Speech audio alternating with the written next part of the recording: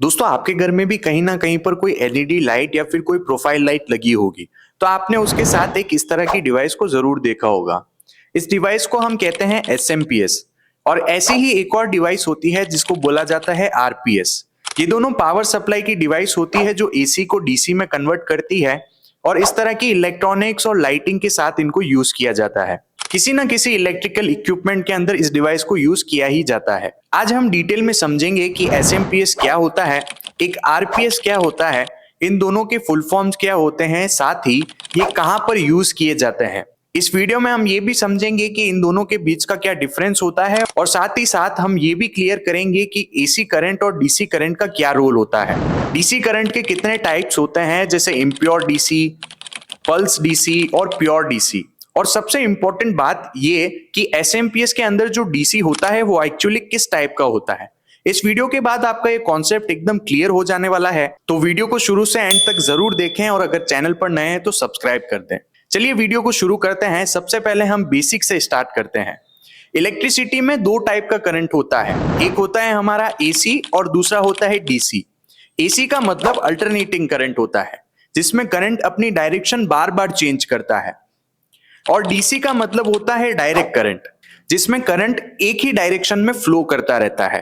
Power station से जो supply हमें मिलती है वो एसी के फॉर्मेट में होती है, क्योंकि एसी को जनरेट करना इजी होता है और उसको ट्रांसमिशन करना भी इजी होता है अगर हम डीसी से कंपेयर करें। वोल्टेज को स्टेप अप या फिर स्टेप डाउन करना एसी के अंदर बहुत आसानी से हो जाता है।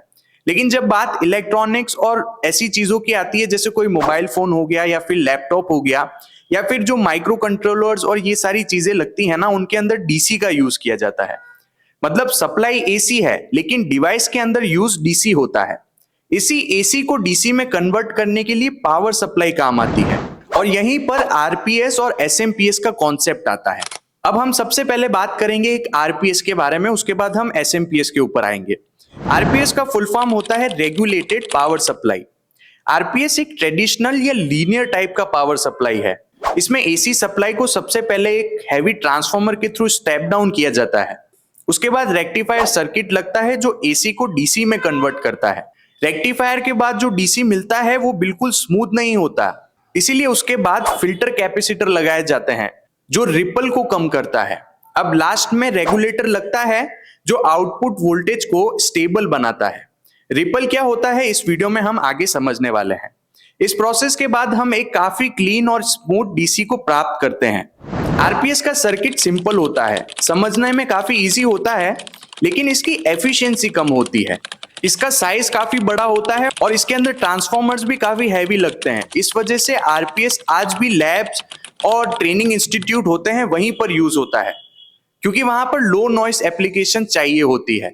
अब हम बात करते हैं एसएमपीएस के बारे में। एसएमपीएस आपके घर की प्रोफाइल लाइटिंग या फिर किसी एलईडी लाइट के साथ जरूर लगा होगा। अब इसका फुल फॉर्म होता है स्विच्ड मोड पावर सप्लाई, यानी एसएमपीएस। ये एक मॉडर्न इलेक्ट्रॉनिक पावर सप्लाई होती है जो एसी या फिर डीसी इनपुट को हाई फ्रीक्वेंसी स्विचिंग के थ्रू रिक्वायर्ड डीसी आउटपुट में कन्वर्ट कर देती है। एसएमपीएस में सबसे पहले एसी को रेक्टिफायर के थ्रू डीसी में कन्वर्ट किया जाता है, लेकिन यहां पर प्रोसेस आरपीएस जैसा स्लो नहीं होता। ये DC directly high frequency switching circuit में चली जाती है, जहां ट्रांजिस्टर या फिर कोई मॉसफेट बहुत हाई स्पीड पर ऑन ऑफ होता है। इस फ्रीक्वेंसी स्विचिंग की वजह से ट्रांसफार्मर का साइज बहुत छोटा होता है। जब ये स्विचिंग हो जाती है, इसके बाद फिर से रेक्टिफिकेशन और फिल्ट्रेशन होती है और हमें आउटपुट पर रेगुलेटेड डीसी मिलता है। एसएमपीएस का मेन एडवांटेज ये होता है कि ये लाइट वेट होता है, साइज में छोटा होता है और इसकी एफिशिएंसी बहुत ज्यादा होती है अगर हम आरपीएस से कंपेयर करें। इसके अंदर हीट लॉस भी कम होते हैं, इसीलिए आज के टाइम में जो मोबाइल चार्जर्स होते हैं या फिर कोई लैपटॉप का चार्जर्स होता है या फिर कोई एलईडी की पावर सप्लाई होती है, उन सब के अंदर एसएमपीएस को यूज करते हैं। ये ऑलमोस्ट मॉडर्न डिवाइस होती है और काफी अच्छी एफिशिएंसी देती है। अब यहाँ पर एक बहुत इंपॉर्टेंट सवाल आता है कि डीसी क्या होता है और डीसी के क्या टाइप्स होते हैं।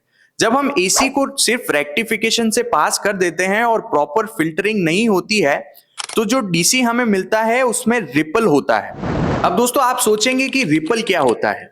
जब हम एसी को डीसी में कन्वर्ट करते हैं तो जो डीसी मिलता है वो बिल्कुल भी स्मूथ नहीं होता। उस डीसी के ऊपर थोड़ा सा ऊपर नीचे का इफेक्ट होता है। इसी को हम रिपल बोलते हैं। आप इसको ऐसे समझिए कि रिपल का मतलब होता है कि डीसी प्योर नहीं है, वो वोल्टेज स्टेबल नहीं है।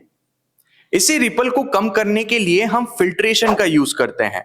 फिल्ट्रेशन में मोस्टली कैपेसिटर लगाए जाते हैं जो वोल्टेज हाई होने पर चार्ज हो जाते हैं और वोल्टेज लो होने पर डिस्चार्ज हो जाते हैं। इसी प्रोसेस से डीसी स्मूथ हो जाता है और इलेक्ट्रॉनिक्स में यूज करने लायक बन जाता है। फिल्ट्रेशन का काम डीसी को साफ करना होता है, जबकि रेगुलेशन का काम होता है वोल्टेज को फिक्स रखना और रेगुलेट करना। वोल्टेज स्टेबल नहीं होते इस टाइप की डीसी को हम इम्प्योर डीसी बोलते हैं। जब रेक्टिफायर के बाद आउटपुट पल्सेस जैसा होता है, मतलब वोल्टेज जीरो से पीक तक ऊपर नीचे जाता रहता है, तो इसको हम पल्स डीसी बोलते हैं। पल्स डीसी कंटिन्यूअस नहीं होता है बल्कि ऑन ऑफ पैटर्न में फॉलो करता है। और जब डीसी बिल्कुल स्मूथ हो, वोल्टेज एकदम कांस्टेंट हो, रिपल ऑलमोस्ट जीरो हो, जैसे बैटरी का आउटपुट, तो उसको हम प्योर डीसी बोलते हैं। इलेक्ट्रॉनिक्स के लिए सबसे बेस्ट ये प्योर डीसी ही माना जाता है। अब समझने वाली बात यह है कि आरपीएस और एसएमपीएस में डीसी कैसा होता है। आरपीएस में ट्रांसफॉर्मर, रेक्टिफायर, फिल्टर और रेगुलेटर के बाद जो डीसी मिलता है वो काफी स्मूथ होता है। उसके अंदर नॉइस कम होती है और वोल्टेज स्टेबल होते हैं। इसीलिए आरपीएस का डीसी सेंसिटिव सर्किट के लिए बेटर होता है। लेकिन अगर हम एसएमपीएस की बात करें, उसमें जो डीसी होता है वो परफेक्टली स्मूथ नहीं होता। एसएमपीएस में डीसी हाई फ्रीक्वेंसी स्विचिंग के थ्रू आता है, यानी उसके थ्रू रेगुलेट होता है। इसीलिए एसएमपीएस का आउटपुट डीसी में हाई फ्रीक्वेंसी रिपल होता है, जो नॉर्मली आई से या नॉर्मली मीटर से नहीं दिखता। लेकिन अगर हम कोई ऑसिलोस्कोप लगाए हैं तो उसको देख सकते हैं। इसी वजह से बोला जाता है कि एसएमपीएस का जो डीसी होता है वो रेगुलेटेड होता है, लेकिन प्योर बैटरी टाइप डीसी नहीं होता। फिर भी एसएमपीएस को मॉडर्न इलेक्ट्रिकल में डीसी के साथ इसको इजीली काम लिया जाता है, क्योंकि इसका रेगुलेशन का लेवल काफी अच्छा होता है। अब अगर हम एसएमपीएस और आरपीएस का डिफरेंस एक ही लाइन में समझें, तो आरपीएस लीनियर और सिंपल होता है लेकिन हैवी और इनएफिशिएंट होता है, जबकि एसएमपीएस कॉम्प्लेक्स होता है, लाइट वेट होता है और इसकी एफिशिएंसी ज्यादा होती है। मॉडर्न इलेक्ट्रॉनिक्स के लिए ये परफेक्ट होता है। ये भी याद रखना जरूरी है कि एसएमपीएस हर जगह बेस्ट नहीं हो सकता और ना ही आरपीएस हर जगह पर आउटडेटेड होता है। दोनों अपनी अपनी एप्लीकेशंस के अकॉर्डिंग यूज किए जाते हैं। जहां साइज, वेट और एफिशिएंसी इंपॉर्टेंट होती है, वहां पर एसएमपीएस बेस्ट चॉइस होती है, और जहां पर क्लीन लो नॉइज डीसी चाहिए, वहां पर आरपीएस आज भी लगाया जाता है। तो दोस्तों, अगर आज की इस वीडियो को एक लाइन में कंक्लूड करें तो एसी सप्लाई को डीसी में कन्वर्ट करने के लिए पावर सप्लाई चाहिए होती है, और इसी के लिए आरपीएस और एसएमपीएस जैसी डिवाइसेस को यूज किया जाता है। इन दोनों का गोल सेम होता है लेकिन अप्रोच अलग अलग होती है। डीसी के डिफरेंट फॉर्म होते हैं और एसएमपीएस का DC high frequency regulated DC होता है।